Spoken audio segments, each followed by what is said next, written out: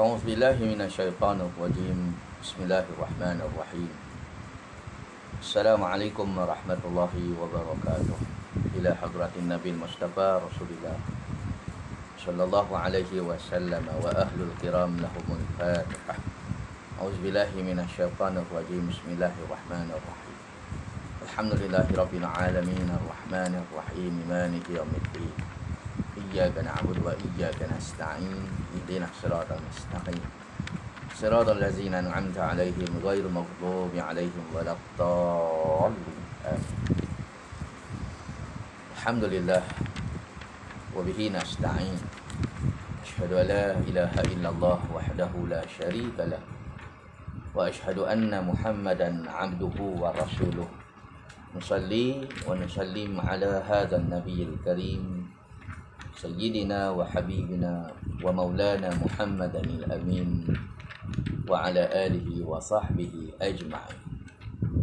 أما بعد، فيا أيها المؤمنون اتقوا الله أوصيكم ونفسي بتقوى الله فقد فاز المتقون. Saudara muslimin dan muslimat, mukminin dan mukminat, mudah-mudahan kasihi dan dirahmati Allah Subhanahu wa taala. Alhamdulillah, syukur pada Allah Subhanahu wa taala. Sekali lagi kita dapat bersama-sama malam ni dalam kuliah online kita. Dan alhamdulillah, syukur pada Allah taala kerana dialah yang gerakkan hati kita untuk pegang handphone malam ni. Kemudian untuk kita masuk ke dalam audio kuliah untuk cari kuliah online kita pada malam ni. Tak kisahlah ustaz siapa pun, saya ke ataupun tok guru yang lain. Yang penting malam kita dipenuhi dengan amal. Seperti mana biasa saya sebut, orang yang sentiasa mencari agama, orang yang sentiasa mencari nasihat-nasihat agama, sama ada nasihat agama tu dia dapat daripada kuliah, daripada ceramah, daripada pembacaan, daripada radio dan sebagainya. Ini tanda-tanda orang yang Allah Ta'ala nak angkat jadi baik. Kan Nabi kata, "May yuridillahu bihi khairan yufaqihu fiddin." Siapa yang Allah Ta'ala nak jadikan dia orang elok, orang baik dunia dan akhirat, yufaqihu fiddin, Allah Ta'ala akan bagi faham dia soal agama.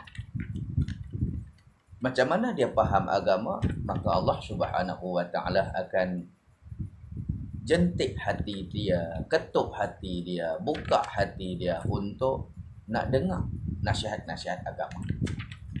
Kalau dulu dia tak lagu tu, kalau dulu dia tak macam ni, kalau dulu dia satu orang yang meluat dengar ceramah agama. Bahkan kalau ada orang nasihat dia boleh pergi kata ke orang tu, jangan nak khutbah depan aku lah, hang tu baik sangat.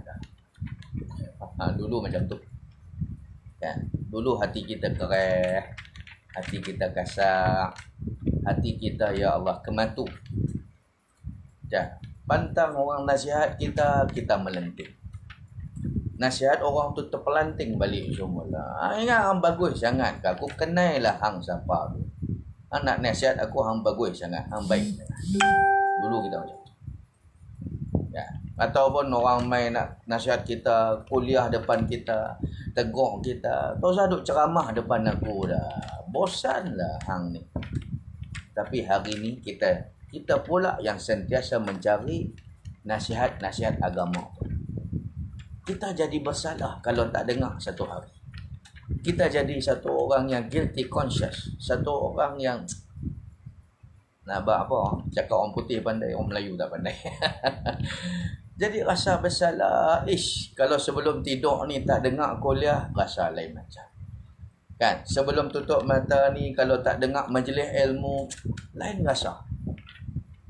Serupalah macam dulu, zaman kita belum PKP dulu, kita rasa bersalah kalau tak main masjid, rasa bersalah kalau tak main surau dan sebagainya. Kan? Kalau tak ke surau lain macam. Kalau tak ke masjid lain macam. Kalau tak semayang jemaah di masjid surau ni lain macam. Walhal kita boleh semayang di rumah, tapi syok tu tak ada. Mayang di rumah boleh, sah tetap sah, menghadap kiblat dan sebagainya. Tapi syok tu kita aja rasa, Tuhan saja yang tahu. Dia nak juga ke surau, dia nak ke masjid juga. Habis semayang dia puas hati. Macam itulah orang yang rasa bersalah kalau tak dengar kuliah ilmu. Kan? Macam itulah juga orang yang terbiasa dah pergi masjid, dia rasa bersalah tak pergi masjid, rasa bersalah tak pergi surau. Dia bukan rasa bersalah pasal dia dah dilantik jawatan kuasa. Ada orang juga, bukan orang sini lah, orang tempat lain, dia rasa bersalah kalau tak nampak muka di surau masjid. Pasal apa? Pasal gambar dah ada tepek di dinding surau tu. Kan, gambar dah ada tepek di dinding masjid tu. Pasal dia dah dilantik jadi AJK, kena jadi pengerusi, timbalan pengerusi setiap usaha, apa lagi bendahari ataupun macam-macam AJK dan sebagainya. Maka dia kena nampakkan muka. Rasa bersalah kalau tak pi, takut nanti orang abang macam-macam, takut nanti orang kata bukan enggak ada gambar, ada orang tak ada. Akhirnya dia pergi itu dalam keadaan terpaksa. Bukan kerana cari redha Allah, tetapi cari redha manusia, cari redha orang. Dia malu ke orang, bukan dia malu ke Allah. Ini tak mahu. Yang penting kita nak cari keredaan Allah Ta'ala. Biarlah Allah Ta'ala yang lihat kebaikan yang kita buat, bukan orang lain yang lihat. Baik, tuan-tuan muslimin dan muslimat yang dirahmati Allah sekalian.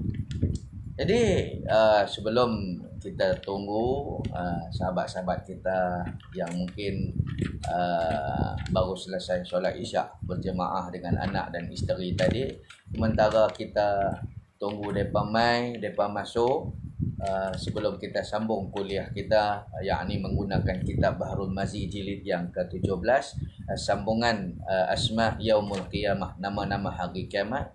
Yang hari ini kita sambung nama hari kiamat yang seterusnya, yakni Yaumul Waqi'ah, hari kegemparan. Hari kegemparan. Kalau semalam Yaumus Sa'iqah, hari halilintar, hari gemuruh dan sebagainya, hari ini kita akan sembang, baca dan diskus tentang Yaumul Waqi'ah. Tuan-tuan pun mungkin terbiasa dengar nama Waqi'ah ni, bahkan ada satu surah di dalam Al-Quran nama dia Suratul Waqi'ah, surah hari kegemparan. Baik, tuan-tuan, satu hadis Nabi SAW, riwayat daripada Sayyidina Hasan bin Ali radhiyallahu an.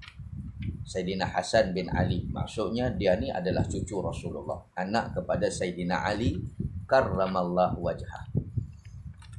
Bila kita sebut Sayyidina Abu Bakar, kita selalu sebut lepas Sayyidina Abu Bakar radhiyallahu anhu, Allah redha kepada dia.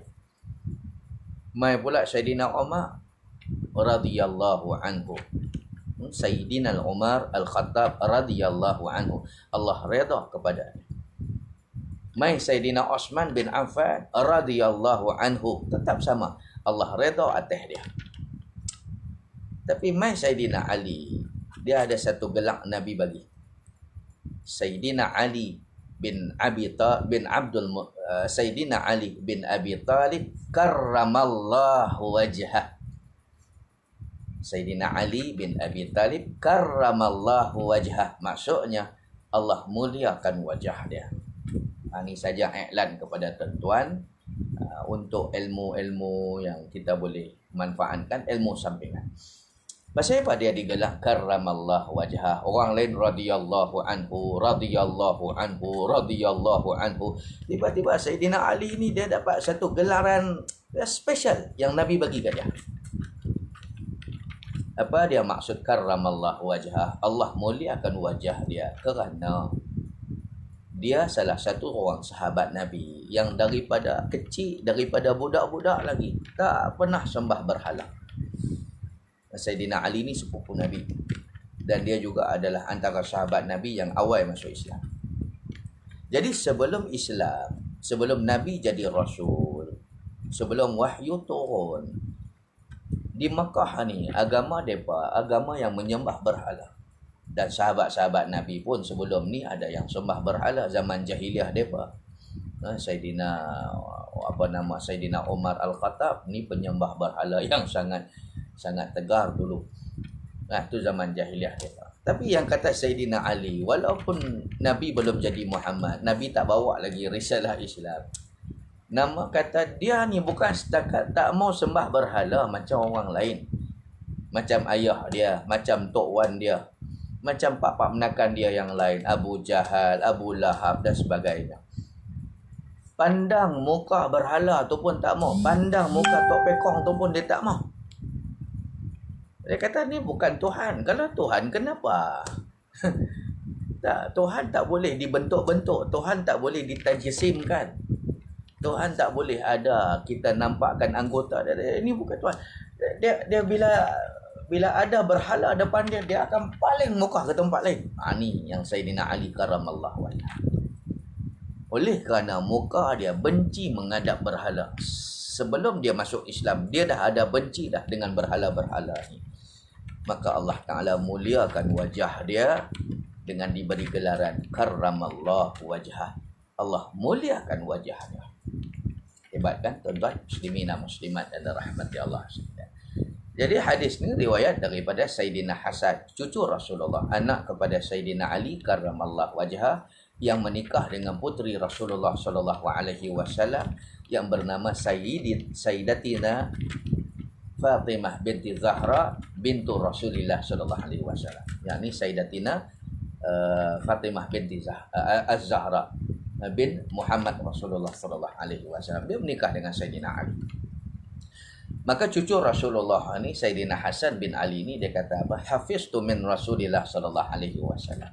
Satu hari aku hafal satu hadis daripada tok wan aku. Siapa tok wan dia? Yakni Nabi sallallahu alaihi wasallam. Maknanya tuan-tuan, kalau cucu Nabi yang riwayatkan hadis ni, dia pula ambil daripada hadis ni direct daripada tok wan dia, yakni Rasulullah. Hadis ni sangat kuat dan sahih. Baik. Apa Nabi sallallahu alaihi wasallam kata? Da' ma yaribuk ila ma la yaribuk. Nabi kata simple saja. Da' ma yaribuk, tinggal apa yang kita rasa ragu, apa kita rasa was-was, ataupun dipanggil syubhat. Kalau kita nak tahu bahawa kita dalam keadaan was-was, dalam keadaan syubhat, dalam keadaan ragu-ragu, dalam ilmu fiqh dia panggil taraddud. Dia rasa, boleh ke tak boleh? Ya. Dia taraddud. Taraddud ni maksudnya hati ni pi balik. Boleh ke tak boleh? Boleh ke tak boleh? Boleh ke depan, tak boleh ke belakang. Boleh tak boleh? Boleh tak boleh? Dia pi balik. Taraddud. Muslimina muslimat dan rahmati Allah. Maka Nabi kata, bila dah berasa taraddud, dah rasa syubhat, dah rasa was-was, dah rasa ragu-ragu, dah, Nabi kata tinggal. Tinggal itu maksudnya ambil keputusan untuk hold dulu, delay dulu. Jangan langgak benda yang kita rasa syubhat dan was-was ni.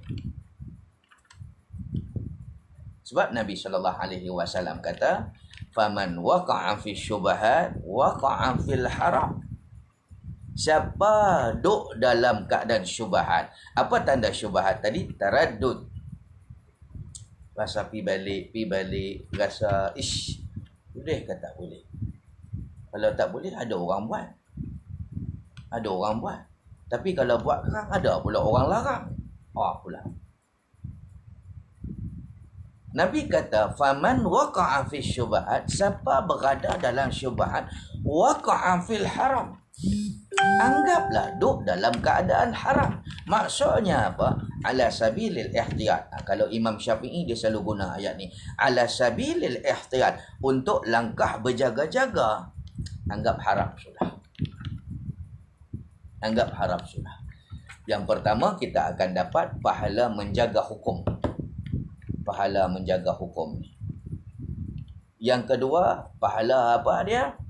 Pahala kita ikut perintah Nabi sallallahu alaihi wasallam. Nabi kata, faman waqa'a fi syubhat waqa'a fil haram. Siapa berasa dalam keadaan syubhat, taraddud, dia dok rasa pi balik.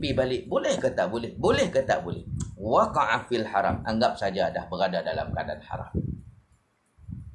Nampak tak? Dan hadis ni Nabi kata apa tadi? Da' ma yaribuk ila ma la yaribuk. tinggal apa yang hang dok rasa ragu, dok rasa teradut, dok rasa boleh ke tak boleh, tinggal sudah. Tapi kalau sekiranya nak ambil juga, nak pakai juga yang kita teradut tu, boleh. Boleh. Kita delay dulu, kita hold dulu. Dalam bahasa fiqh dia panggil tawakuf. Tawakuf. Tawakuf.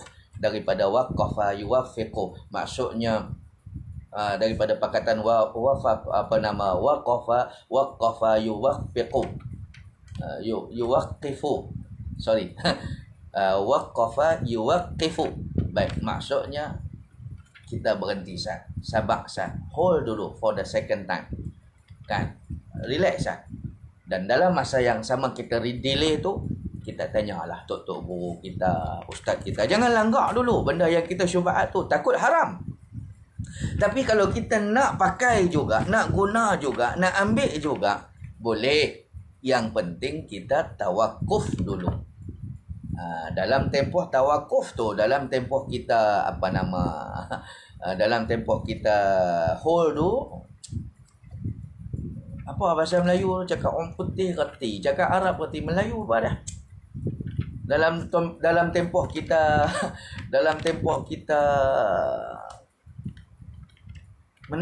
menunggu jawapan tu, muslimin dan muslimat yang dirahmati Allah, kita pergi tanyalah alim ulama, ustaz-ustaz, dan jangan tanya seorang, tanya ramai. Dan kita ambil pendapat jumhur. Jumhur ni maksudnya majority. Baik, katalah Allah ni kita tak boleh nak kata dah hukum dia. Contohnya rokok. Ni apa hukum? Dulu mungkin kita tak tahu hukum tu,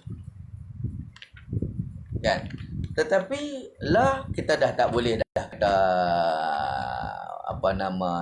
syubhat lagi dah apakah dan sebagainya, sebab dah diputuskan oleh fatwa negeri dan fatwa kebangsaan kita.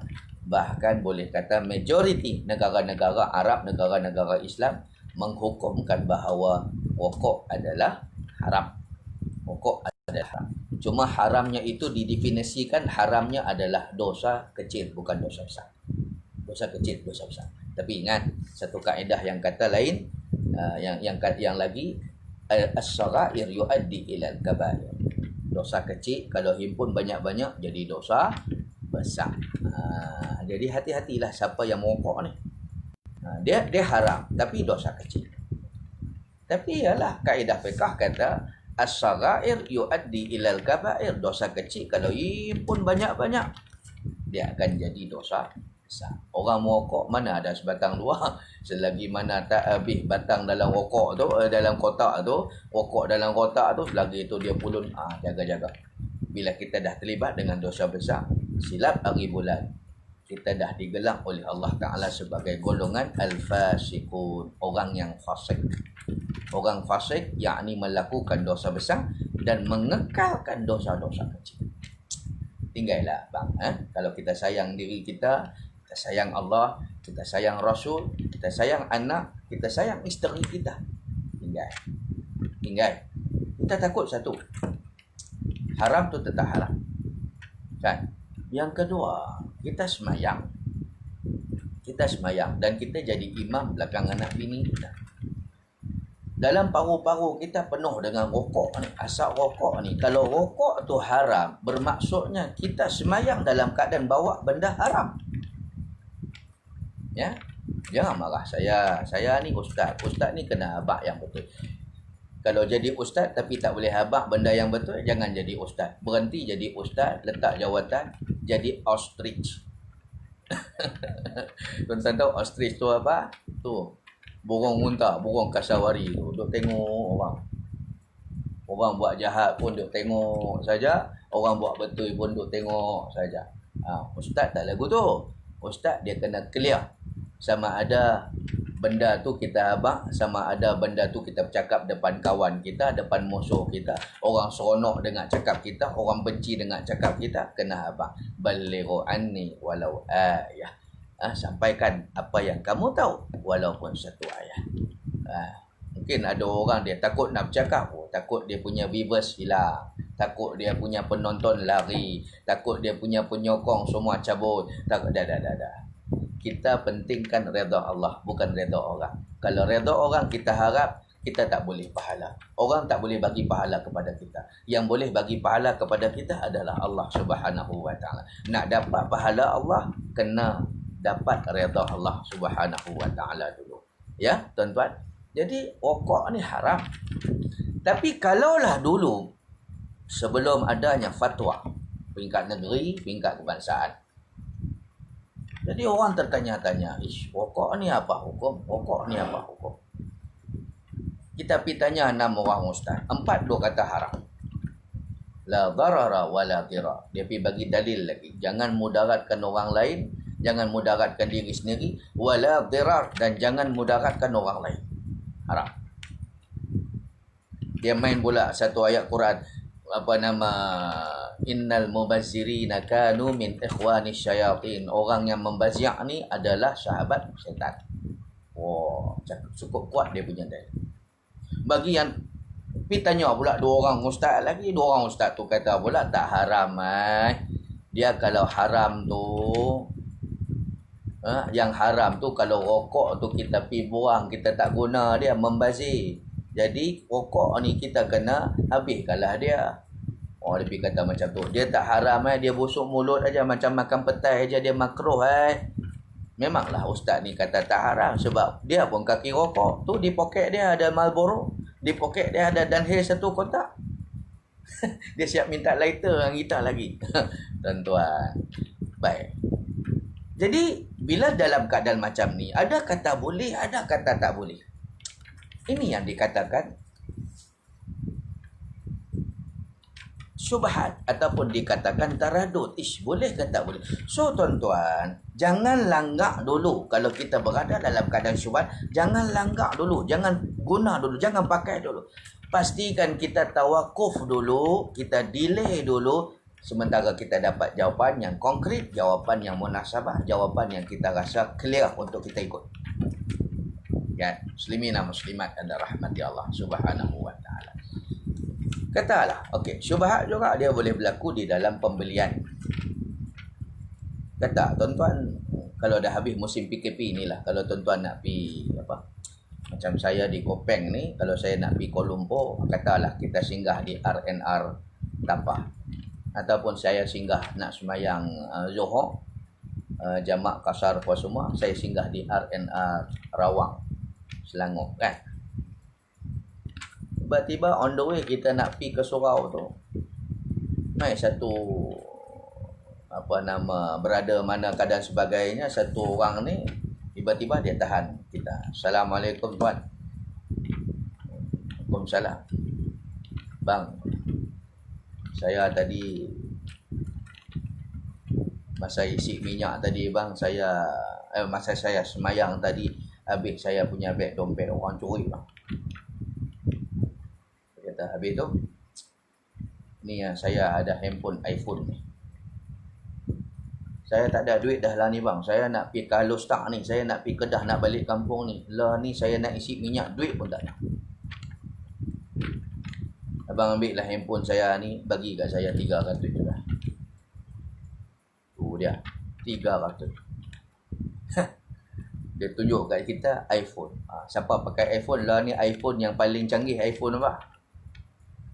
Tak tahu, saya tak tahu. Katalah harga pasaran, value dia ni, harga dia 4,000 kan, iPhone ni baru lagi pula. Tiba-tiba dia nak jual kat kita 300. Kita kata tak maulah, saya nak pergi semayang. Bang, ambil 200. Janji saya nak lepas minyak saya. Tolonglah bang, ambil lah 200 iPhone saya. Hati kita dah mula berbolak balik dah. Nak semayang kan nak dulu, nak semayang kan nak handphone dulu. Kita pun keras hati lagi, kata tak, aku nak semayang ni. Dia pegang tangan kita, bang bagi kat saya 150 sudah. Tu dia iPhone, daripada harga 4,000 dia jual 300, dia turun lagi harga 200, dia tolak lagi harga jadi 100.5. Lah tak jadi kita nak pergi ambil wuduk, kita pun tengok handphone ni dulu. Ya kan ni 100.5 ni. Dia kata, ya tuan, tolonglah. Saya betul-betul tersesak, betul-betul terdesak nak duit ni. Tolonglah brother, tolong. Oh, cakap boleh macam, tolonglah brother. Kita jadi was-was tak? Jadi was-was. Pasal apa jadi was-was? Pasal apa jadi taradud? Pasal takut barang curi. Tapi kita cuba nak berbaik sangka, nak husnuzon. Takut memang betul. Mana tahu apa yang dia cerita tu betul. Dan kalau kita beli, satu, untung untuk kita dapat harga yang murah. Yang kedua, dapat pahala tolong dia. Tu hati kita bercakap pula. Tapi satu hati kita lain, hati kita yang sebelah lagi duk kata pula apa, barang curi pun. Sudahnya kita jadi berbolak balik. Duk-dak. Kita duk jadi. Jadi kalau macam itu, bila kita dah masuk kepada perkara taradud, apa tuan-tuan nak kena buat? Memang hajat kita nak tolong dia, tapi dalam masa yang sama, takut tu barang curi. Kita pula dah bersubahat dengan orang yang mencuri ni. Nanti dia akan jadi semangat pula untuk curi barang lain. Sebab pencuri ni dia takkan hidup selagi mana ada pembeli. Selagi mana ada orang beli barang curi, selagi itu ada pencuri. Kan? Jadi tuan-tuan tawakuf. Kan? Okey. Kita kata tadi pilih tanya tok guru mana dulu, ustaz dulu. Kita pun telefonlah satu orang ustaz ni kan, yang kita selalu mengaji dengan dia, kuliah dengan. Assalamualaikum ustaz. Waalaikumsalam. Ustaz kat mana? Ada di rumah ni. Ni saya nak tanya ustaz ni, saya berhadapan dengan satu dilema ni. Apa dia? Saya dekat RNR Rawang ni ustaz. Habis tu saya on the way nak semayang di Surau. Habis tu ada satu orang ni, dia nak jual handphone kat saya. Handphone apa? Ustaz tu tanya. Dia nak jual iPhone. iPhone ni harga pasaran ustaz 3-4 ribu. Tiba-tiba dia nak jual kat saya 100.5. Tiba-tiba ustaz tu kata, kalau hang tak nak, aku nak. Pula. Tak boleh pakai betul. Ustaz tu pula bagi jawapan yang menduka cita kita pula. Oh iya kah? Ada lagi kah bakal tu? Kalau hang tak nak, aku nak. Tolak pi lah ustaz ni. Kan? Kita nak hukum, nak jawapan. Dia pula macam tu. Baik. Tak boleh guna cara macam ni. Tawakuf lagi dengan cara macam mana tuan-tuan? Tuan-tuan boleh buat kaedah macam ni. Tuan-tuan cakap dengan orang yang nak jual handphone tu. Baik, kalau macam tu, saya bukan tak boleh nak tolong awak, tapi saya nak kepastian. Saya bukan nak buruk sangka dengan awak, tapi kalau betul barang ini elok, saya akan bantu awak. Tapi kalau takut barang ni barang curi, saya pula bersubahan. Tak bang, saya tak curi bang, saya tak curi kata. Barang ni memang barang saya. Handphone ni saya punya. Okey. Kita pun cakap dengan dia. Kalau macam tu, jom ikut saya tu. Di kan setiap RNR dia ada pos polis, ada pejabat. Apa nama? Panggil apa? Ada counter polis. Ada 2 anggota polis yang sentiasa jaga kat situ. Kita bawa dia ni sekali dengan handphone dia ni sekali, pergi jumpa polis tu, minta polis ni cek dekat balai-balai polis mana, tengok ada ataupun tidak orang buat rekod polis kehilangan handphone. Dah tentu polis akan ada dia punya data dia, apa nombor siri handphone tu dan sebagainya. Kita nak tengok orang ni jujur tak. Kalau dia kata, okey bang, kata kalau abang tak percaya, jom kita pergi polis lah, kita cek lah handphone ni kalau nak bagi abang puas hati. Bermakna orang ni jujur dan memang dia dalam keadaan kesusahan. So, kita bantu berpahala. Tapi, bila kita kata, jom kita pergi bawa handphone ni jap, sana ada polis, kita cek. Oh, tengok dia dah tergeliat dah. Muka dia tergeliat, terpeleot ke apa semua. Dia buat kata, bang, tadi lah bang, saya belah dulu. Bermakna memang barang tu barang curi. Yang ni adalah hikmah kita bertawakuf apabila berhadapan dengan perkara-perkara syubhat, taradud, was-was dan sebagainya.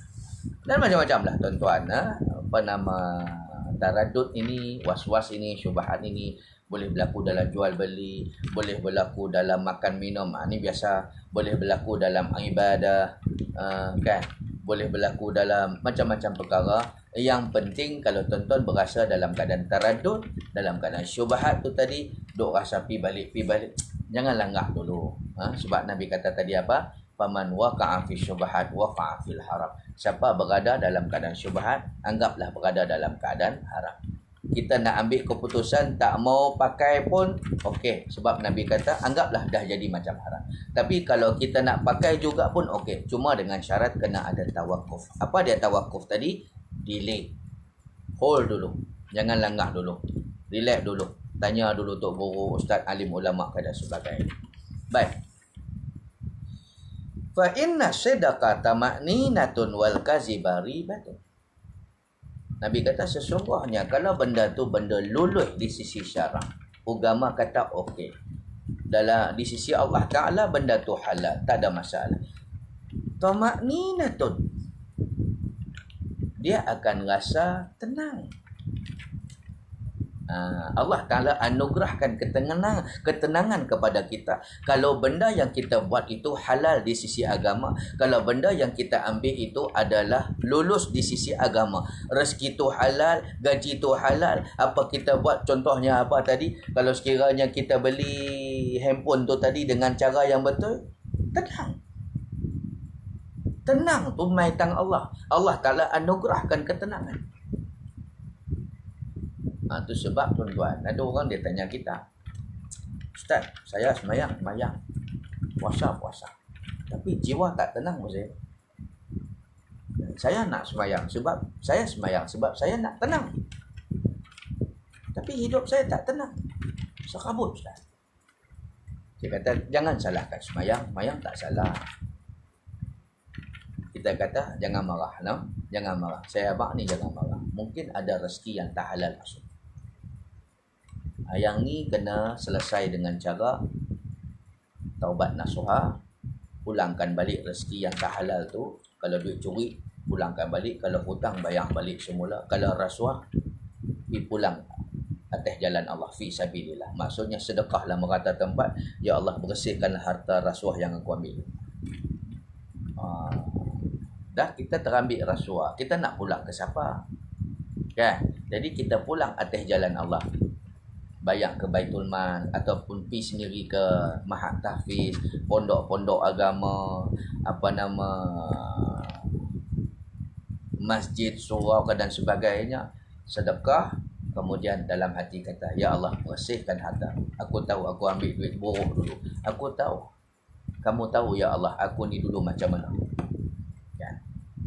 Jadi kemudian bila dah bayar, dah settle tu semua, barulah kita taubat dengan taubat nasuha. InsyaAllah akan main ketenangan.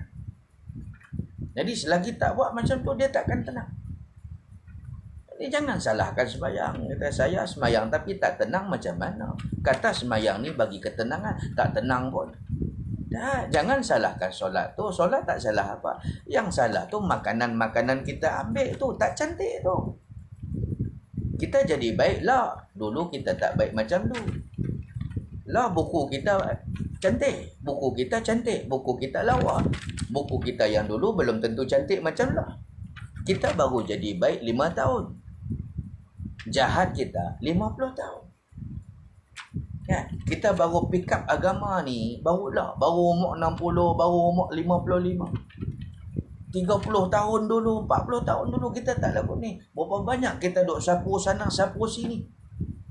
Berapa banyak kita pergi tibai duit haram ni. Berapa banyak kita pergi ambil duit jolok ni. Duit tak cantik ni. Nampak? Akhirnya Allah Ta'ala bagi kesan kepada hidup kita. Tidak ada ketenangan. Dia takkan tenang. Orang yang ngambil duit haram, duit tak halal, duit syubhat, dia tak tenang. Sebab Nabi kata, fa inna sidaqata ma'ninatun. Kalaulah barang yang kita ambil itu halal di sisi syarak, tama'nina, dia akan tenang. Wal kaziba ribatun. Tapi kalaulah barang yang kita ambil tu, makanan yang kita ambil tu, duit yang kita ambil tu tidak halal ataupun syubhat, tidak lulus di sisi syarak, di sisi Allah, ribatun, dia akan rasa gundah gulana, gelisah, duk rasa tak ketahuan. Orang Kedah kata lemah perut. Tuan-tuan muslimin dan muslimat dan rahmati Allah. Jadi tuan-tuan, kalau kita rasa lain macam tak tenang jiwa ke apa semua, kita solat hajat, sujud yang terakhir kita minta pada Allah, ya Allah bagi panduan, ya Allah macam mana nak rasa tenang. Allah Ta'ala akan datangkan kepada kita ilham. Tup-tup teringat nama satu orang ni, kita tak bayar hutangnya. Betul? 30 tahun dah teringat dandan. Lepas semayang hajat tu dandan. Sebab kita hati tak tenang, jiwa kita gelisah, kita pun solat hajat, ya Allah datangkanlah panduan kepada aku, macam mana nak rasa tenang.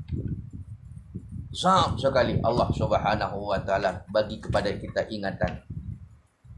Dan Allah Taala flashback balik kepala otak kita. Teringat masa kita terima duit rasuah dulu. Kan, kita kerja bahagian penguatkuasaan, kita kerja bahagian kelulusan, kita kerja bahagian itu ini ke apa semua. Orang duk masuk duit dalam bank kita, orang duk jolok, orang duk bagi kita ni macam-macam, orang bagi kita envelope lah, sampoi lah apa semua. Duit tak cantik ni. Teringat tu perbuatan kita tu 25 tahun dulu. Dan kita pergi cari jalan, bayar balik dengan cara sabilillah. Tuan-tuan muslimin dan muslimat dan rahmati Allah. Dia macam orang lah. Kita bila ada satu orang hamba Allah ni, dia pergi bertawaf. Sepanjang dia bertawaf tu, dia teringat segala dosa-dosa yang dia pernah buat. Sejak zaman remaja, zaman muda, sampailah zaman tua. Dia teringat berapa ramai perempuan dia bawa jalan ke hulu keliang dulu. Dia teringat dengan derhaka dia pada mak dan ayah dulu. Walhal, sebelum sampai ke Baitullah tu, dia tak teringat pun dosa-dosa tu. Dia teringat dia pukul orang dulu. Dia teringat yang dia curi duit orang dulu. Dia teringat dengan hutang orang dia tak bayar dulu. Dia teringat itu, dia teringat ini. Segala kezaliman, penganiayaan dia teringat. Sepanjang dia bertawaf tu teringat. Akhirnya toyak dia. Itu apa tanda? Itu petanda Allah Ta'ala nak bantu dia jadi orang baik, jadi orang elok. Maka Allah Ta'ala flashback balik kesilapan dia yang lama, supaya dia jadi insaf, dia jadi nak bertaubat kepada Allah Ta'ala. Kan? Muslimin dan muslimat dan rahmati Allah Subhanahu wa Ta'ala. Jadi ingat, apabila kita berada di dalam keadaan benar, Allah Ta'ala akan bagi ketenangan. Duit gaji kita kalau bersih, Tuhan bagi kita tenang. Rezeki kita kalau halal, Allah Ta'ala bagi kehidupan yang tenang. Begitu jugalah pembelian itu kalau halal, apa yang kita ambil, makan dan sebagainya, kalau itu semua halal, dia akan jadi tenang. Wal kazibah ribatun. Tapi kalau sekiranya apa yang kita ambil itu tidak halal di sisi syarak, di sisi Allah, dia akan jadi ribah. Dia akan jadi gelisah, dia akan jadi gelang kabut, dia akan jadi lemah perut, dia jadi tak ketahuan. Baik, hadis sahih riwayat daripada Imam Tirmizi. Wallahu a'lam. Mudah-mudahan mukadimah ini memberi manfaat kepada kita semua. Alhamdulillah dah ramai yang masuk. Jadi izinkan saya untuk tegur sapa dengan sahabat-sahabat di sini. Okey, baik. Alhamdulillah. Norma aman. Terima kasih kerana sudi menonton. Seterusnya Kak Siti Zahra kita. Waalaikumsalam. Alhamdulillah jelas ceramah Ustaz. Baik, terima kasih Kak Zahra. Baik. Asnida Jusar, alhamdulillah dapat mengikuti ceramah Ustaz daripada Riau, Indonesia. Terima kasih Bapak daripada Indonesia. Ibu ke Bapak? Perempuannya. Okey, macam mana keadaan di Riau? Okey, cuacanya okey. Alhamdulillah di Malaysia pun okey. Zah Hussein, waalaikumsalam warahmatullahi. Terima kasih sudi menonton. Abdul Rahim bin Saleh, alhamdulillah terima kasih sudi menonton. Kak Zah Taman Bersuah, penonton yang setia menanti setiap malam ya kuliah ini. Alhamdulillah, terima kasih. Begitu juga Short Shutter, terima kasih banyak. Muhammad Kamal, Cikgu Muhammad Kamal, Abang sihat nah. Alhamdulillah. Baik. Kayuh menjerit Alhamdulillah. Maksa Alhamdulillah. Gerik pun jelas juga. Terima kasih Makcik Hamidah daripada Melaka. Terima kasih kerana hadir. Tiap-tiap hari hadir. Oh, Melaka hujan malam ni Makcik. Kami di Perak memang daripada pagi tak hujan langsung. Asyik Tai daripada JB ya. Terima kasih banyak. Baik, Alhamdulillah saya sihat walafiat. Rohani Hitam, terima kasih Puan Rohani. Muhammad Naim, macam mana nak bagi star? Saya tak tahulah. Kena tanya orang lain. Leo Payatot, Alhamdulillah, terima kasih. Ini pun daripada Indonesia ya, daripada seberang. Terima kasih banyak. Kemudian Ana, terima kasih banyak kerana sudi menonton. Baik, tuan-tuan muslimin dan muslimat anda rahmati Allah. Jadi bila dah ramai masuk ni, bolehlah kita teruskan pengajian kita menggunakan kitab Bahrul Mazi jilid yang ke-17, sambungan daripada tajuk Asma Yaumul Qiyamah, nama-nama hari kiamat. Kalau semalam kita berbicara tentang Yaumus Sa'iqah, hari halilintar. Hari ini kita bercakap pula tentang Yaumul Waqi'ah, hari kegemparan. Nah, ini semua cerita dahsyat-dahsyat. Daripada Yaumul apa kita sebut? Yaumul Damdamah, Yaumus Sa'iqah, kemudian Yaumuz Zalzalah, Munafasah, Munaqashah, dan macam-macam nama yang kita sebutkan pada kuliah-kuliah yang sebelum ni. Maka tibalah pula untuk kita berbicara tentang Yaumul Waqi'ah, hari kegemparan. Dan tuan-tuan, saya pasti tuan-tuan sendiri sentiasa membaca suratul Waqi'ah. Izinkan saya baca depan tuan-tuan. Siapa yang ada kitab tafsir boleh cek, boleh semak ya. A'udzubillahi minasyaitonir rajim. Bismillahirrahmanirrahim. Idza waqa'atil waqi'ah laisa liwaqa'atiha kadhibah khafidatur rafi'ah idza rujjatil ardu rajja wa bussatil jibalu bassa فكانت هباء منبثا وكنتم أزواجا ثلاثة فأصحاب الميمنة ما أصحاب الميمنة وأصحاب المشأمة ما أصحاب المشأمة والسابقون السابقون أولئك المقربون في جنات النعيم. Sampai situ sajalah dulu. Kita cuba baca suratul Waqi'ah. Baik. Apa Tuhan kata di dalam surah Al-Waqi'ah ni? A'udzubillahi minasyaitonir rajim. Bismillahirrahmanirrahim. Idza waqa'atil waqi'ah, apabila terjadinya kiamat. Maksudnya selain daripada nama kiamat merujuk kepada yaumul akhirah, merujuk kepada hari akhirat, hari kiamat juga digelar waqi'ah, hari kejadian, hari kegemparan. Laisa liwaqa'atiha kadhibah, kejadiannya tak dapat didustakan. Siapa pun tak boleh nak ragu tentang memang sungguh kiamat akan berlaku.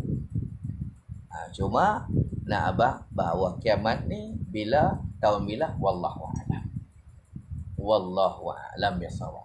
Cuma ada hint daripada Nabi sallallahu alaihi wasallam bahawa kiamat akan berlaku pada hari Jumaat. Ya, pada hari Jumaat. Nabi bagi tahu yang tu ya. Baik, idza hafizatur rafi'ah. Yang kejadian itu merendahkan satu golongan dan meninggikan golongan yang lain. Apa maksud merendahkan satu golongan, meninggikan satu golongan yang lain? Maksudnya ada dua golongan nanti di akhirat. Satu golongan yang berjaya masuk syurga. Kedua golongan yang gagal masuk syurga dan dia pula masuk neraka. Golongan al-jahnamiyyin, golongan neraka jahanam. Nah, muslimin dan muslimat, Allah Ta'ala meninggikan darjat-darjat orang yang dapat syurga dan Allah Ta'ala merendahkan golongan-golongan yang jadi ahli neraka. Tuan-tuan muslimin dan muslimat yang dirahmati Allah. Dan kita dah sebut dah dulu ahli neraka berapa golongan? Ada 4. Yang pertama al-kafirun, orang kafir. Depa ni daripada awal beranak-beranak tak dapat hidayah Islam, sampailah meninggal tak dapat Islam langsung. Nauzubillah, kafirun. Yang kedua, al-fasiqun. Fasik maksudnya golongan yang Islam tetapi mengajarkan dosa-dosa besar dan mengekalkan dosa-dosa yang kecil. Contoh, banyak minuman kita boleh minum. Ayak ni banyak macam-macam jenis ayak ada. Sirap pun berapa banyak sirap ada. Sirap Bandung ada, sirap ais ada, sirap limau ada. Kopi berapa kopi ada. Kopi tarik ada. Kopi O ada, kopi ais ada. Kan? Kopi radik ada, kopi tongkah ali ada, macam-macam kopi. Teh pula berapa jenis teh. Teh ais ada, teh tarik ada. Teh limau ada. Macam-macam. Berapa banyak jenis air yang halal untuk kita minum. Pasal apa memilih arak untuk minum? Ini orang fasik. Pagi-pagi sepatutnya minum kopi O dulu sarapan. Dia pagi-pagi kena brandy dulu. Banyak game, banyak permainan kita boleh main. Kita boleh main futsal, kita boleh main tenis, kita boleh main badminton, kita boleh main bola. Awak duk pilih main tikam nombor juga. Main judi juga. Ada isteri untuk kita tidur sama. Awak pergi cari perempuan lain untuk tidur sekali. Ini dipanggil orang yang fasik. Tuan muslimin dan muslimat dan rahmati Allah Subhanahu wa taala. Depa ni ahli neraka. Cuma masuk neraka, kemudian bila dah habis dah dosa-dosa depa masuk pula syurga balik semula. Sebab asalkan depa ni ada Islam, ada iman dalam hati, tetap jadi ahli syurga. Cuma bezanya ada orang dia direct masuk syurga, ada orang dia kena singgah sat ke neraka dulu. Golongan yang ketiga yang jadi ahli neraka apa dia? Iaitu al-munafiqun. Munafik. Islam tak? Islam. Tetapi hati dia hanya luar saja Islam, tapi hatinya penuh kebencian dengan Islam, meluat dengan perkara Islam, meluat dengan hukum-hukum Islam, ajaran-ajaran Islam, perintah-perintah yang ada dalam Quran dan hadis. Dia benci, dia meluat, tapi mengaku sebagai Islam. Kalau mengaku sebagai Islam, terimalah Islam tu semua. Tetapi dia hanya nak terima Islam pada benda-benda yang dia suka, pada benda-benda yang dia benci, dia tak suka. Kat mana Islam yang dia suka? Dia suka Islam tu dalam bab solat, dia nak terima Islam. Dalam bab haji, dia boleh terima Islam. Dalam bab nikah kahwin, dia pakai Islam. Dalam bab tahlil, dia guna Islam. Kalau ada kematian arwah, kalau ada arwah, ada kematian, maka dia nak guna cara Islam. Kat mana dia tak mau guna cara Islam? Dekat hukum-hukum. Dekat perundangan, dia tak mau guna cara Islam. Sebab tu Tuhan kata apa di dalam Quran? Allah Subhanahu wa taala berfirman, "A'udzubillahi minasyaitonir rajim. Bismillahirrahmanirrahim.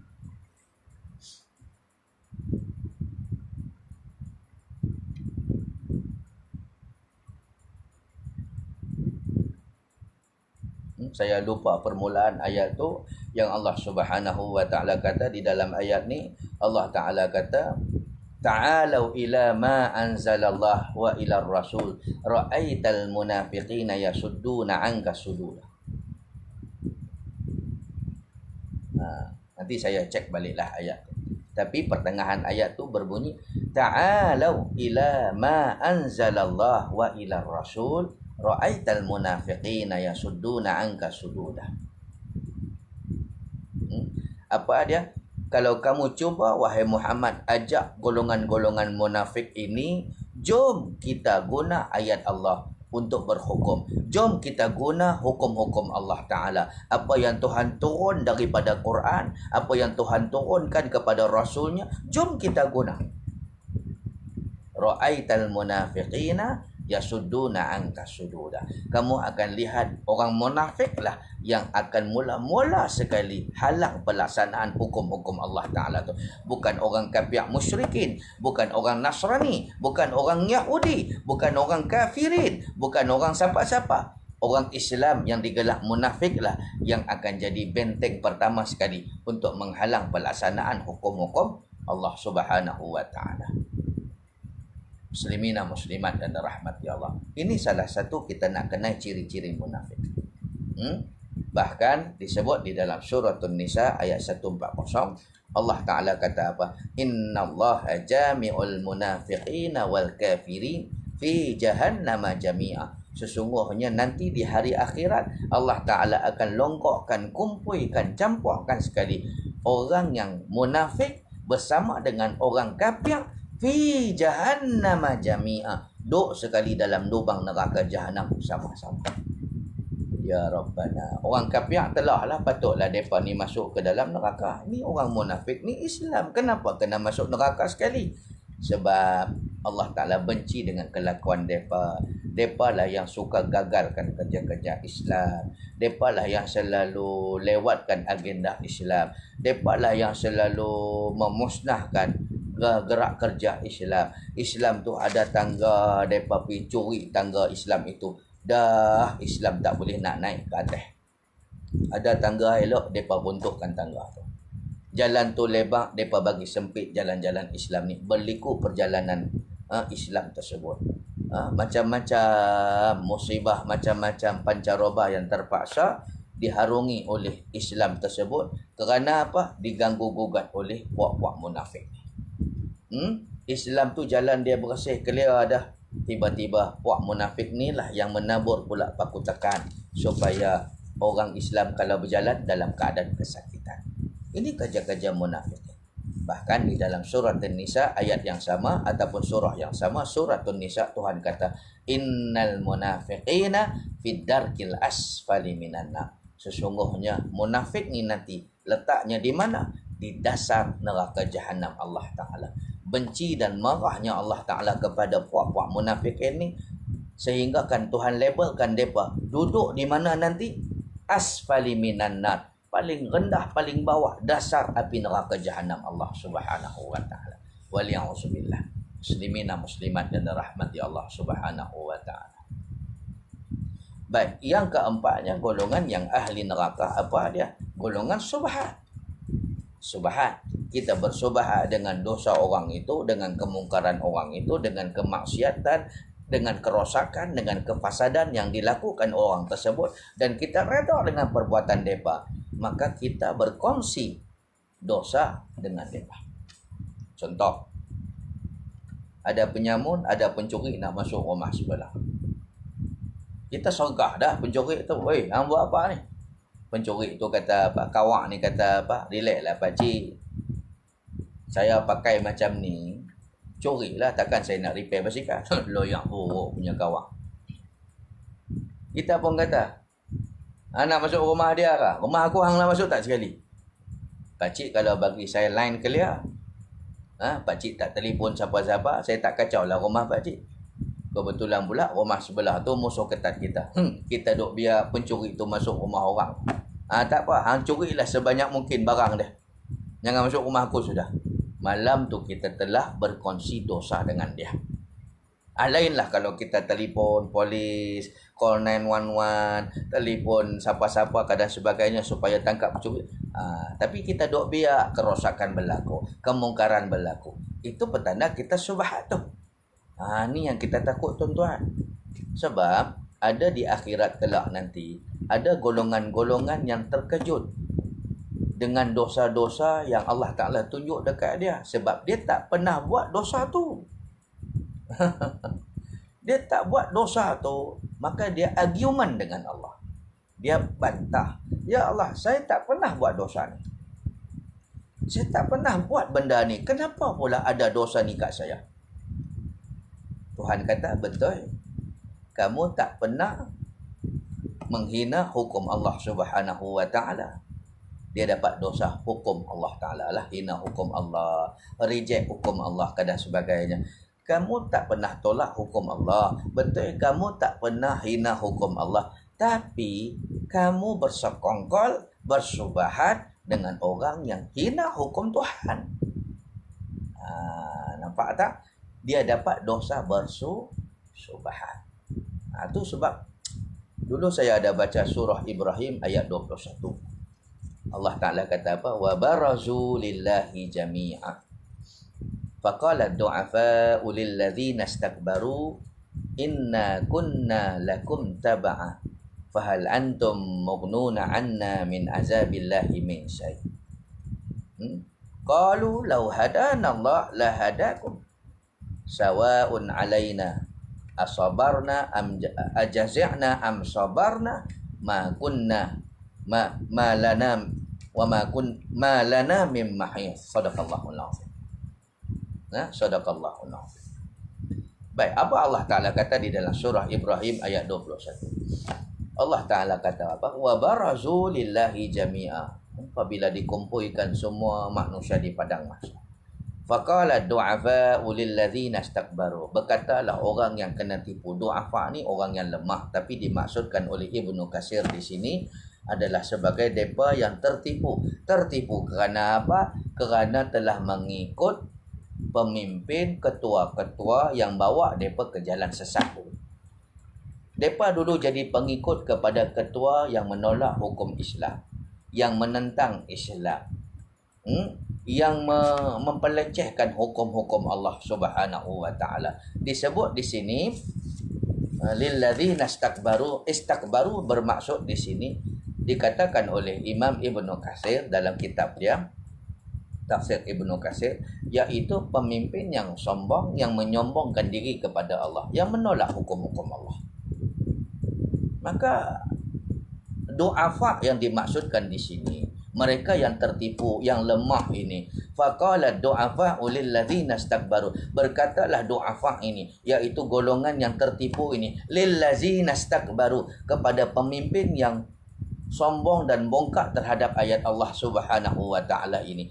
Inna kunna lakum taba'a. Dulu kami ini adalah pengikut hampa, penyokong hampa, fanatik dengan hampa. Kami ni dulu supporters hampa. Hampa naik ni dulu sebab kami yang sokong, sebab kami yang buat kerja untuk naikkan hampa.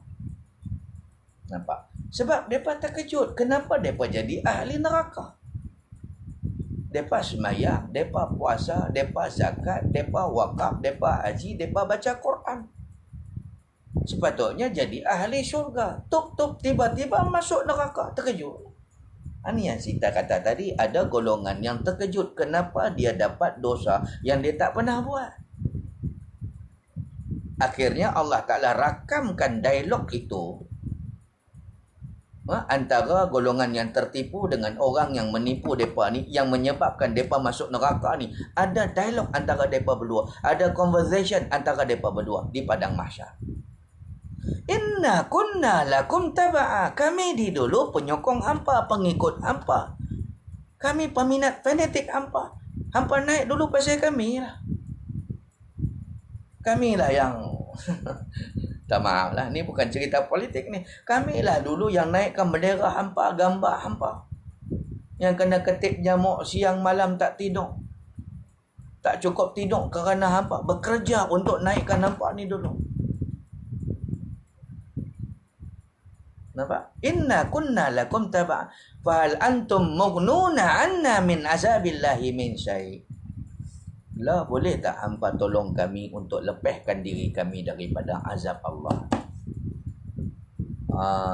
Penyokong-penyokong ini yang fanatik sangat ni dulu ni, mereka ni akan cari pemimpin-pemimpin mereka ni, akan minta supaya pemimpin-pemimpin ini, yang tauhid ini, yang derhaka kepada Allah ini, supaya tolonglah mereka balik. Dulu kami tolong hampa, ingat balik, kamilah yang bantu hampa dulu. Lah, kami mohon bantuan daripada hampa pula. Tolong lepaskan kami daripada azab Allah Ta'ala. Tak sepatutnya kami masuk neraka. Kami patutnya masuk syurga. Sebab kami ahli solat, kami ahli puasa, kami bayar zakat, kami ahli zikir, kami sentiasa dengar kuliah, kami sentiasa tahajud malam, kami sentiasa tarawih, kami sentiasa buat amal. Tiba-tiba kami berada dalam geng ini, kumpulan ini. Tak sepatutnya kami berada di sini. Apa kata pemimpin itu dalam surah Ibrahim? Qalu law hadanallah lahadainakum. Berkatalah pemimpin yang membawa pengikutnya ke jalan yang sesat itu. Qalu law hadanallah, berkatalah depa, law hadanallah, kalaulah Allah Taala bagi petunjuk kepada kami. Kami sebagai pemimpin apa, kalau Tuhan bagi kami dulu hidayah, petunjuk, la hadainakum, kami pun bagi petunjuk kepada hampa juga.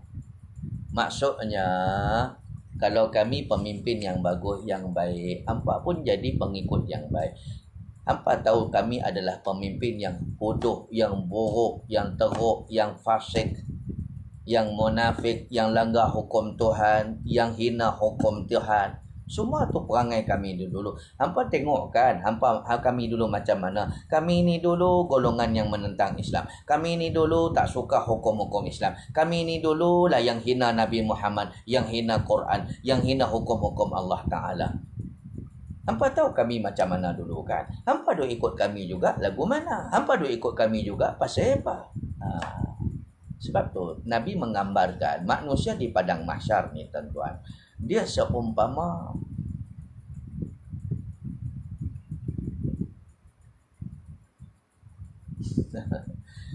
manusia di padang mahsyar ni Nabi umpamakan seperti apa? Nabi umpamakan seperti orang yang karam di lautan. Maka orang yang karam di lautan ni, mereka nak selamatkan diri di lautan, maka mereka akan capai kayu, mereka akan ambil mereka akan capai pelampung, apa-apa saja yang boleh menyelamatkan diri mereka. Begitu jugalah dengan manusia di padang mahsyar. Mereka tak mengaku salah, mereka akan cari jalan bagi nak lepaskan diri. Awak duk salahkan kami pula. Hampa duk ikut kami dulu pasal apa? Hampa dah tahu dah dulu kami ni teruk. Hampa dah tahu dah kami ni tak boleh pakai. Hampa duk guna juga kami. Hampa duk pilih juga kami. Hampa duk ambil juga kami sebagai pemimpin. Apa siapa? Tuan-tuan. Ini bukan politik. Ini dialog di dalam Quran. Dialog antara golongan yang tertipu. Depa ni orang baik, orang elok. Tapi jadi ahli neraka. Pasal apa kesalahan depa? Kesalahannya kerana telah bersyubhat dengan kemungkaran yang dilakukan oleh pihak-pihak lain. Baik, sawaun alaina, berkatalah pemimpin tu tadi, sawaun alaina, sama saja, ajaza'na, sama ada kita berusaha untuk cari jalan keluar, am sabarna, ataupun kita tunggu. Dan lihat di sini, malana mim mahis, kita sebenarnya sudah tidak ada jalan keluar lagi. Ini cerita padang mahsyar, ini bukan dunia. Kalau di dunia, kalau kita ada kuasa, apa saja kes kita boleh close, boleh tutup. Boleh tutup. Tapi kita ni, kita di padang mahsyar, Allah Ta'ala tak pilih bodoh. Kita tak boleh bayar Allah, kita tak boleh rasuah Allah, kita tak boleh kautim dengan Allah. Di dunia boleh. Kan? Kalau kita orang kaya, kalau kita satu orang berkuasa, apa saja kita boleh buat. Tapi dengan Allah kita tak boleh buat. Malana mim mahish. Kita tidak ada jalan keluar. Bahkan kita tunggu sahaja apa Tuhan nak bagi kat kita. Ni golongan-golongan ahli neraka. Muslimin dan muslimat yang dirahmati Allah sekalian. Kemudian Tuhan sebut lagi, idza rujjatil ardu rajja. Dan apabila bumi digoncangkan sedahsyat-dahsyatnya. Ini yang berlaku ketika waqi'ah, hari kegemparan.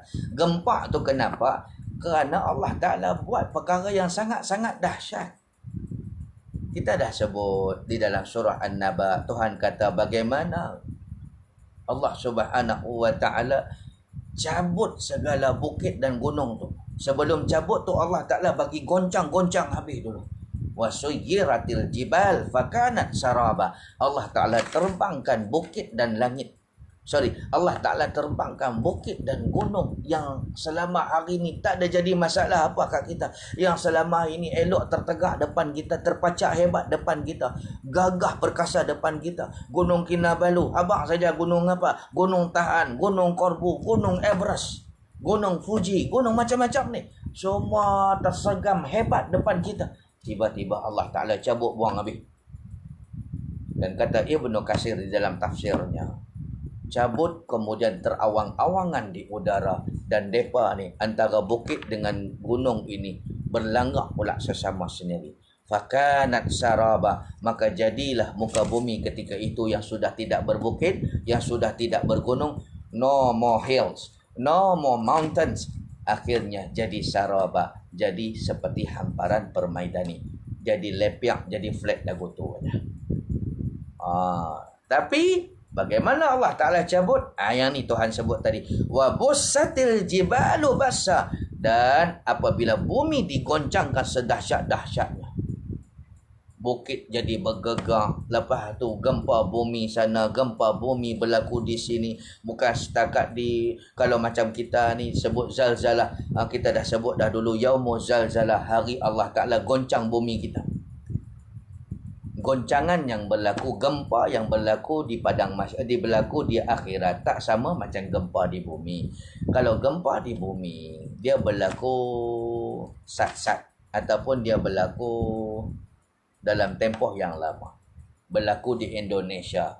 Kemudian 4-5 tahun kemudian berlaku pula di Sabah, Gunung Kinabalu. 4-5 tahun kemudian berlaku pula di Filipina. Kemudian 4-5 tahun berlaku pula di Kobe, di Jepun dan sebagainya. Itu dunia.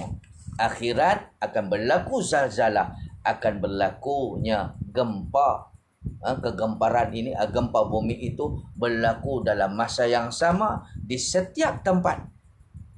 Utara, selatan, barat, timur, mana-mana berlaku. Di dasar lautan pun ada gempa. Di dasar perut bumi pun ada gempa. Bayangkan tuan-tuan, kalau dah berlaku macam itu, agak-agak tsunami yang berlaku nanti macam mana?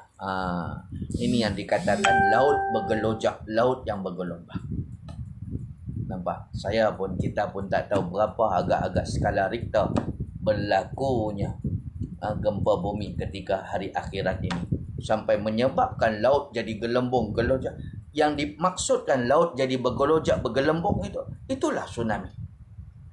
Tapi bayangkan tuan-tuan, saya dah habaq dah tadi, gempa di akhirat tak sama macam gempa di bumi. Gempa di bumi berlaku sekejap, berlaku dalam tempoh yang lama, lepas tu berlaku lagi. Dalam tempoh tahun-tahun yang sekiannya berlaku lagi. Tapi akhirat berlaku serentak. Setiap masa, setiap tempat adanya berlaku gempa. Baik, cuba kita bayang bagaimana keadaan itu nanti. Sedangkan Allah Ta'ala dah bagi bayangan kepada kita macam mana berlakunya gempa di bumi dan bagaimana berlakunya gelombang ataupun berlakunya tsunami lautan tu, hasil daripada gempa yang sangat dahsyat. Apa yang Tuhan tunjuk tu adalah sikit sebagai peringatan kepada kita. Belum lagi cerita yang sebenar di hari akhirat. Itu pun kita dah menangis, dah takut. Isteri kehilangan suami, suami kehilangan isteri. Inilah yang berlaku di hari akhirat nanti. Masing-masing tak tahu buat apa. Yauma yafirrul mar'u min akhi. Hari manusia yang lari daripada sanak saudara, daripada sahabat-sahabat, daripada adik-beradik dia. Yauma yafirru mar'u min akhi. Orang pada hari itu semua lari-lari daripada saudaranya. Min ummihi wa abi, dan lari daripada maknya, lari pula daripada ayahnya, lari daripada sanak saudaranya, semua berlari-lari. Maksudnya dah tak peduli dah siapa pun dan sebagainya. Macam mana berlakunya ketika berlakunya tsunami?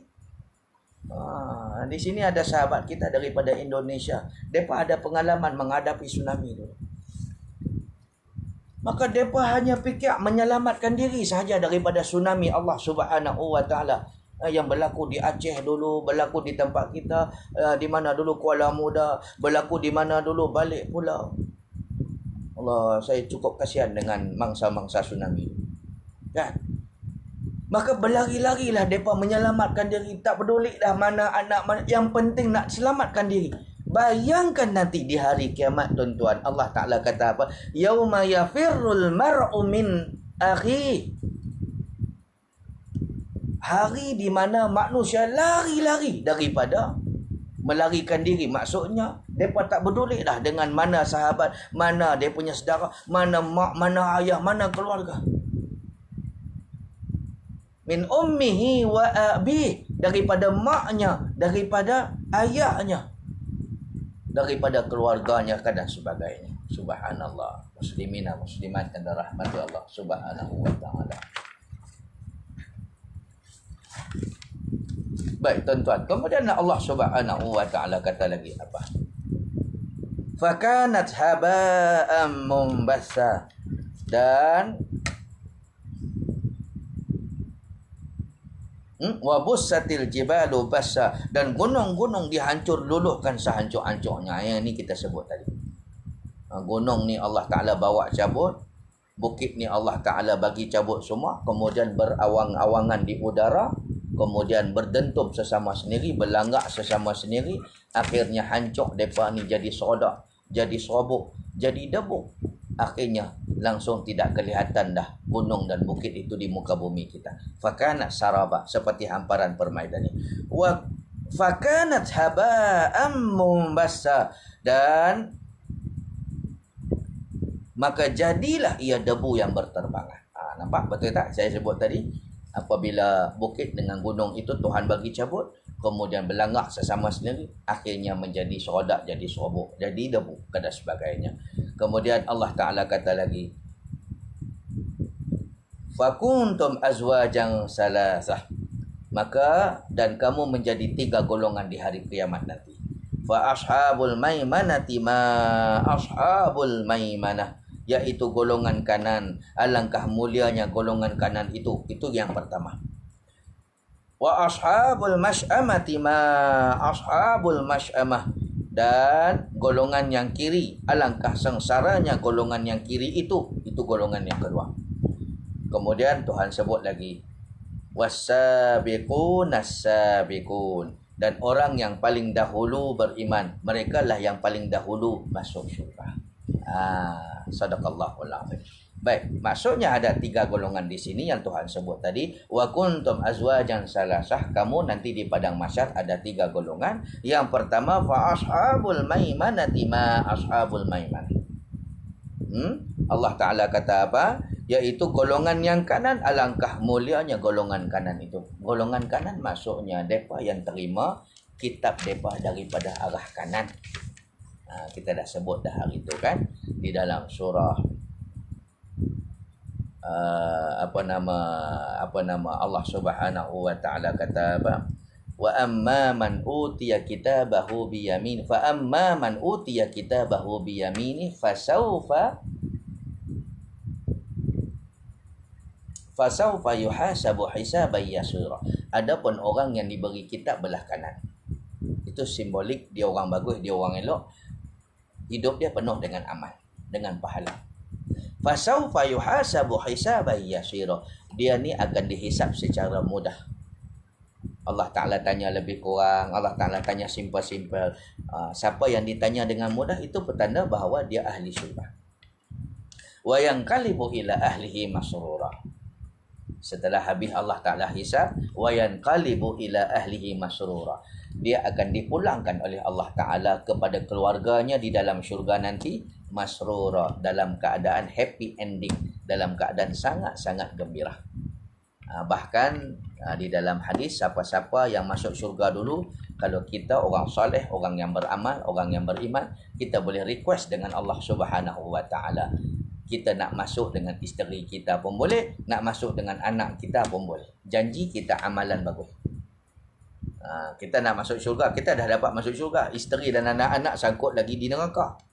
Sangkut lagi di padang mahsyar. Maka Allah Ta'ala tanya, kenapa tak masuk lagi? Kita pun jawab, ya Allah, saya nak masuk dengan anak isteri saya, ya Allah.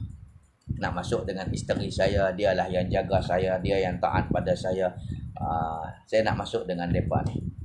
Baik, Allah Ta'ala panggil anak isteri kita ni yang sangkut lagi di padang mahsyar dengan syarat tak terlibat dengan dosa syirik kepada Allah. Masih main bomoh lagi, dukun lagi, pawang lagi, yang ni sorry, tak boleh. Ayah pun tak boleh bantu.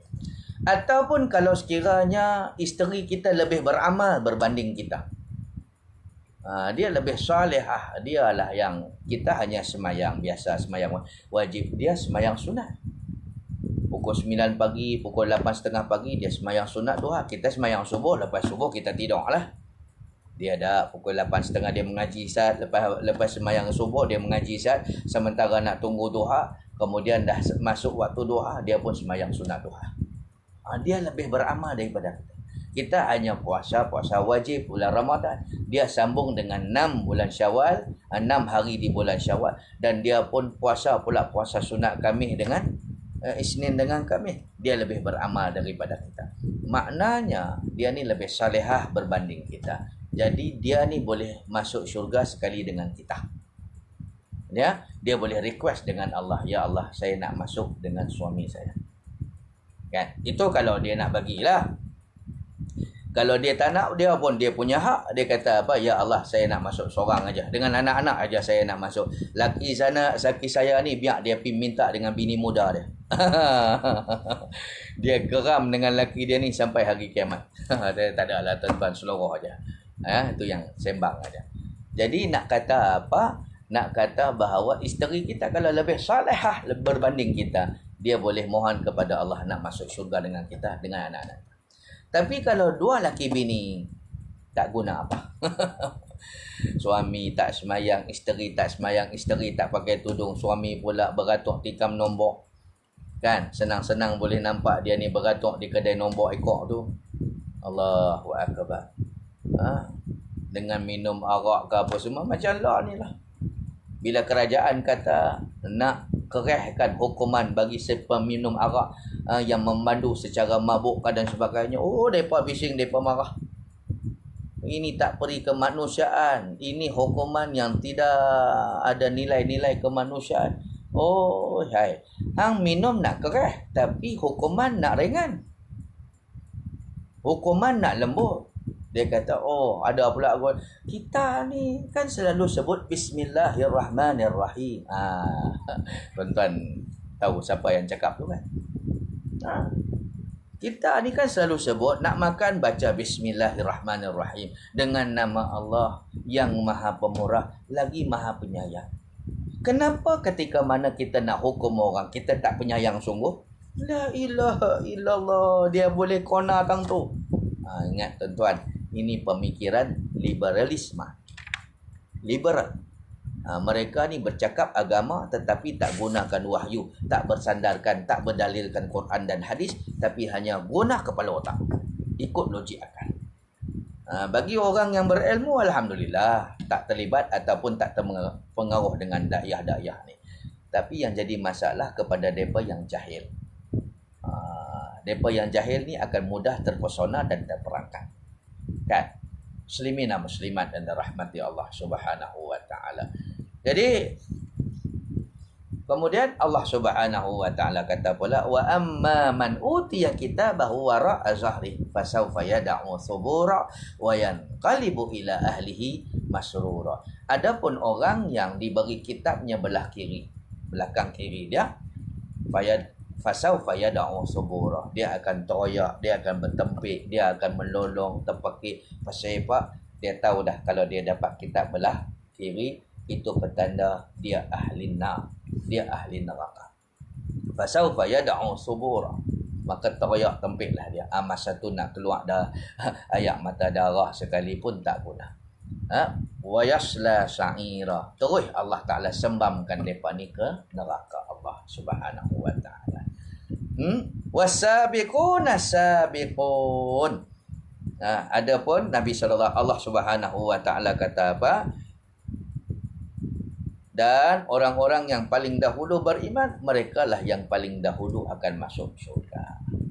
Baik, itulah dia sedikit tafsiran di dalam surah Al-Waqi'ah. Baik, cerita dia Al-Waqi'ah ni adalah hari gempa. Daripada banyak-banyak kita cerita sebelum ni, dia rangkum, dia compile sekali dalam satu nama, Waqi'ah, hari kegemparan. Kenapa gempa dipanggil gempa hari Waqi'ah ini? Kerana dalam Waqi'ah itu, dalam kegemparan itu, dalam peristiwa dalam peristiwa akhirat itu, adanya zalzalah, hari Allah Ta'ala goncang bumi kita. Adanya sa'iqah, adanya tempik, halilintar yang sangat hebat. Kan? Dan macam-macam lagi lah. Adanya langit yang runtuh, bukit-bukit semua dicabut habis. Lepas tu lautan bergelojak, bergelombang, tsunami setinggi-tingginya. Tuan-tuan muslimin dan muslimat yang dirahmati Allah Subhanahu wa taala.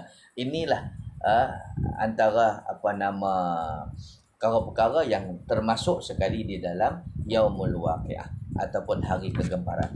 Apabila orang tanya apa yang dimaksudkan hari gempa tu, sebab di akhirat tu semua berlaku dalam keadaan gempa. Apa tidak gempanya? Allah Ta'ala tadi apa? Wabusatil jibalu bassa. Allah Ta'ala goncang-goncang ni, goncang-goncang bukit ni apa semua bagi cabut habis. Tak gempa kata tuan. Begitu juga wafutihatis sama'u fakanat abwaba. Allah Ta'ala bagi luruh jatuh habis. Langit-langit ni tak gempa kata tuan. Wasuyiratil jibal fakanat saraba. Dan Allah Ta'ala dah cabut dah cabut segala bukit dan gunung ni. Allah Ta'ala bagi pula mereka ni berdentum, berlanggak sesama sendiri di udara. Saraba. Akhirnya bukit dengan gunung ni bila dah jadi debu, dah jadi dah tak jadi apa dah bumi kita ni, lapang lagu tu dah. Begitu juga dengan laut yang bergelombang tinggi, tsunami yang hebat, sana sini berlaku tsunami. La ilaha illallah, tuan-tuan. Tak cukup dengan tu berlakunya zalzalah, gempa di sana sini yang sangat hebat. Inilah kegemparan yang berlaku di hari akhirat kelak. Wallahu alam bisawab, tuan-tuan. Mudah-mudahan kuliah pengajian kita pada malam ini memberi manfaat kepada semua pihak. Tolonglah share ya, tuan-tuan, supaya tuan-tuan dapat pahala yang sama macam saya kalau ada lah. Kita doakan supaya dapat pahala yang besar malam ni. Dan tuan-tuan kalau nak dapat pahala seperti saya, tuan-tuan mungkin tak boleh nak bercakap, mungkin tuan-tuan rasa tak boleh nak jadi macam saya, tapi nak dapat pahala macam saya, tuan-tuan share lah sebanyak mungkin. Man dalla ala khair kafa'ilih. Siapa yang lorongkan kebaikan kepada orang lain, dia akan dapat pahala. Bila kita dah tengok dah video ni, kita dah share sampai 100 orang, 200 orang. 200 orang tu pula share lagi 200 orang. 200 orang tu share lagi. Siapa yang mula-mula share tu? Kita. Setiap kali orang duk dengar ceramah ni, pahala tu sampai kat kita, sampai dekat saya sekali pahala tu. Baik, tuan-tuan, izinkan saya sebelum saya berundur diri untuk bertegur sapa dengan sahabat-sahabat online ni. Baik, ya Cikgu Kamal. Soalan, setengah orang mengambil mudah dengan ibadah solat, maka malah menggalakkannya. Bagaimana kaedah paling berhikmah untuk menasihati mereka ini supaya yang lebih tua, pemimpin dan berpangkat dari kita? Saya ulang balik. Setengah orang mengambil mudah dengan ibadah solat. Okey. Malah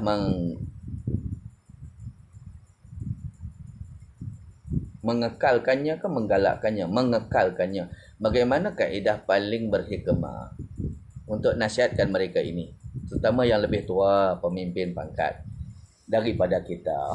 Itulah tuan-tuan ya. Ujian juga. Kadang-kadang ujian ni ialah dalam bentuk sakit. Ujian juga boleh datang dalam bentuk sakit hati. Cikgu Kamal ya. Kita semayang, orang tua kita tak semayang. Sakit hati dah, sakit. Kita semayang, bos kita tak semayang, sakit hati. Itu cabaran kepada kita. Bermakna Allah Subhanahu wa taala nak bagi peluang kepada kita untuk dakwah dengan cara kita lah. Macam yang Nabi sallallahu alaihi wasallam. Nabi bukan setakat kena dakwah orang bawah. Nabi juga terpaksa dakwah orang atasan. Pemimpin-pemimpin Mekah tu. Pak-pak menakan belakang tu. Ya. Nabi, pujian Allah Ta'ala kepada Nabi, Nabi kena dakwah Abi Talib, yang mengaku Nabi ni betul, segala-galanya betul, apa Nabi bawa semua betul, cuma hati itu langsung tak terbuka untuk terima Islam. Sampailah meninggal dunia, sampailah Abu Talib, pak menakan Nabi, yang bela Nabi, yang jaga Nabi. Kan Nabi dibela daripada kecil oleh Abi Talib.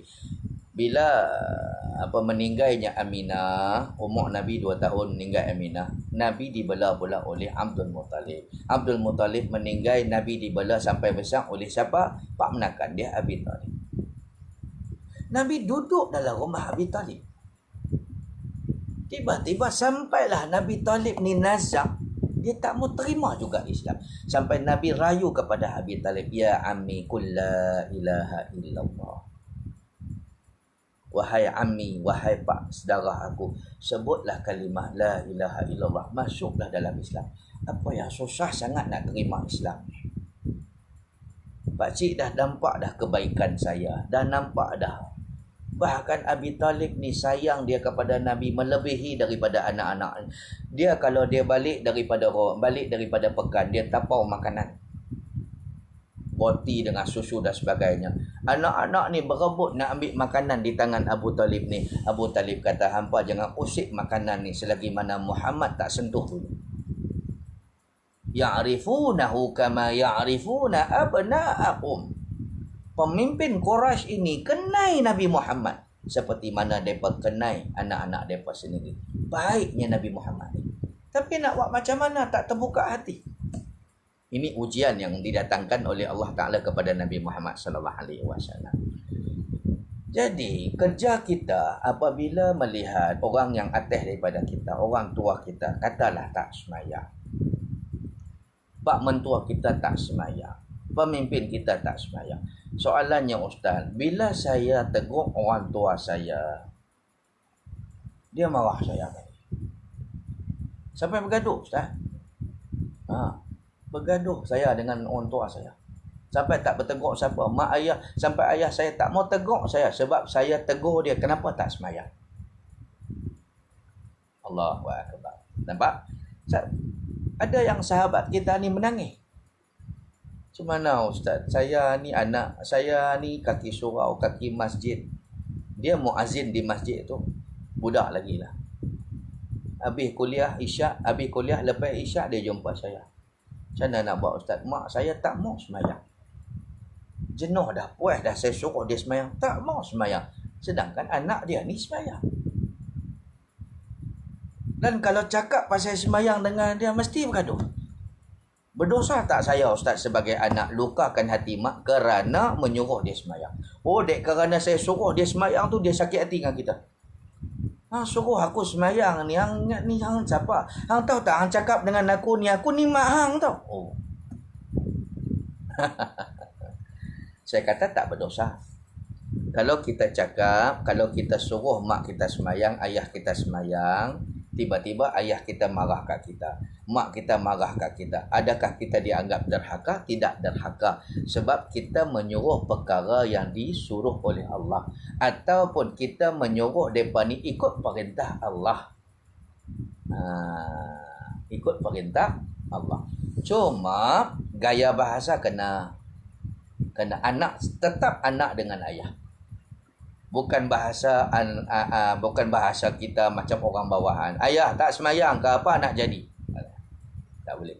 Ayah semayang, ayah semayang, dia marah kita. Ayah semayang ya. Nak buka pintu orang ni, nak buka pintu hati orang ni macam buka pintu rumah juga. Kali pertama kita ketuk pintu, orang tak buka pintu. Kedua, ketuk lagi, tak buka. Ketiga, ketuk lagi, tak buka. Sampailah yang ke-15, dia buka tak? Last dia buka lah. Sebab apa? Dia buka tu bukan nak tengok kita sangat. Dia buka tu pasal dia tak tahan telinga, bising. Mungkin orang yang kita ajak dia semayang tu, kali pertama dia tak nak, kedua tak nak. Kali yang ke-15, ke-20 kita ajak. Mungkin dia nak tu dalam keadaan keterpaksaan. Tapi ingat, ikhlas ni akan datang kemudian. Ikhlas tu Tuhan yang datangkan. Lama kelamaan dia akan ikhlas juga. Walaupun mula-mula tu terpaksa. Baik. Jadi, caranya Cikgu Kamal ya, kalau boleh, kalau takut ataupun kalau kita tak nak bertelagah bergaduh dengan orang tua kita yang tak sembahyang, ataupun tuan kita, bos kita yang tak sembahyang. Kalau boleh lah ya. Sekarang ni zaman WhatsApp kan. Jadi hantarlah sebanyak mungkin WhatsApp dekat dia. Tazkirah ustaz-ustaz tentang orang yang tak semayang ni. Azab orang tak semayang. Ataupun kita sambil-sambil kita kerja tu kita pasang, boleh kan kita pasang YouTube dekat handphone kita tu. Biar satu pejabat dengar pun tak apa. Bos kita dengar dengar. YouTube, pilih tajuk YouTube ustaz ni. Tajuk dia azab orang yang tak sembahyang. Biar dia dengar. maknanya dia tak boleh nak marah kita. Kalau dia marah kita, dia marah penceramah tu. Dan kalau dia marah penceramah tu, bermakna dia marah Allah dan Rasul. Lepas tu, di mana tempat ayah kita, bos kita duduk ada sebagainya, dia lepak, dia duduk, dia minum kopi apa semua, letakkan satu risalah, buku ke kitab agama ke, letak kat situ, tentang azab orang yang tak sembahyang, azab kubur orang tak sembahyang. Dia ada 3 peringkat. Satu, azab kubur, azab sebelum ketika azab orang sebelum mati, orang yang tak sembahyang. Kemudian azab kubur orang yang tak sembahyang. Azab di neraka pula bagi orang yang tak sembahyang. Letak. Baik. Ataupun samalah juga, kita letaklah di mana boleh kita tampai poster ke, makalah ke, risalah ke, di pintu nak masuk. Jadi bos ni kalau dia nak datang jumpa kita, dia nak buka pintu tu, dia mesti terbaca kita punya risalah. Ini orang kata dakwah yang bukan melalui lisan, tapi dakwah dengan cara-cara yang kita sebut tadi itulah. Okey, baik. Seterusnya, harap puas hati ya Cikgu Kamal. Kemudian Tuan Abdul Rahim, waalaikumsalam. Okey, PD clear Ustaz. Orang Port Dickson rupanya Makcik Aisyah Yusof kita ni. Fatimah, alhamdulillah Kak Fatimah kita. Norma Aman, alhamdulillah. Siti Zahra, waalaikumsalam, alhamdulillah. Jelas ya saya punya ceramah. Terima kasih banyak-banyak orang Brunei. Harap orang Brunei fahamlah logat bahasa saya ni ya. Logat utara ni agak-agak fahamlah. Jadi cukuplah sekadar itu pertemuan kita pada hari ini. Yang baik itu datang daripada Allah, tak baik itu adalah kekurangan diri saya sebagai manusia biasa. InsyaAllah pada esok hari, kalau ada izin Allah Ta'ala untuk kita bertemu lagi, kita akan cuba membincangkan nama kiamat yang seterusnya, yakni Yaumul Qari'ah. Artinya, kalau sebut di dalam kitab Bahrul Mazi ini, artinya gaduh kerana padanya berlaku terkejut dan gempa orang dengan sebab runtuh langit dan pecah belah bumi. Hari gaduh ni bukan maknanya orang berkelahi pula di padang mahsyar tu, bergaduh pula di padang mahsyar tu. Hari gaduh ni maksudnya hari kecoh lah. Kan macam kita sebut, apa yang hang gaduh sangat ni? Maksudnya apa yang kecoh sangat? Hari kekecohan. Lebih sesuai lah kita sebut. Yakni Yaumul Qari'ah, hari kekecohan, hari huru-hara yang sangat dahsyat. Wallahu a'lam. Yang baik itu datang daripada Allah. Yang kurang, yang silap itu adalah kelemahan diri saya sendiri. Saya minta ampun, saya minta maaf kalau saya ada berkasar bahasa dengan tuan-tuan. Tidak ada niat lain kecuali nak menyampaikan mesej Islam sesempurna yang mungkin. Jadi kalau ada terasa hati dengan saya minta ampun, saya minta maaf. Wallahu a'lam. Tangguh majlis dengan tasbih kafarah dan surah Subhanakallah wa bihamdika asyhadu an la ilaha illa anta astaghfiruka wa atubu ilaik. Bismillahirrahmanirrahim. Wal 'asr innal insana lafi khusr illa alladhina amanu wa 'amilus shalihat wa tawassaw bil haqqi wa tawassaw bis sabr. Allahumma shalli ala sayyidina Muhammadin fil awwalin wal akhirin wa sallim radhiyallahu tabaraka ta'ala an sadatina ashabi rasulillahi ajma'in. Bismillahirrahmanirrahim. Radina billahi rabba wa bil islami dina wa bi Muhammadin sallallahu alaihi wasallam nabiyyan wa rasula. Allahumma fakkihna fid din wa 'allimna fit ta'wil wa hdina siratal mustaqim. Allahumma iftah alaina futuhal 'arifin warzuqna fahman nabiyyin bijahi khatamil mursalin. Wa sallallahu ala sayyidina Muhammadin wa ala alihi wa sahbihi wa sallama walhamdulillah. Sekian dahulu. Assalamualaikum warahmatullahi wabarakatuh.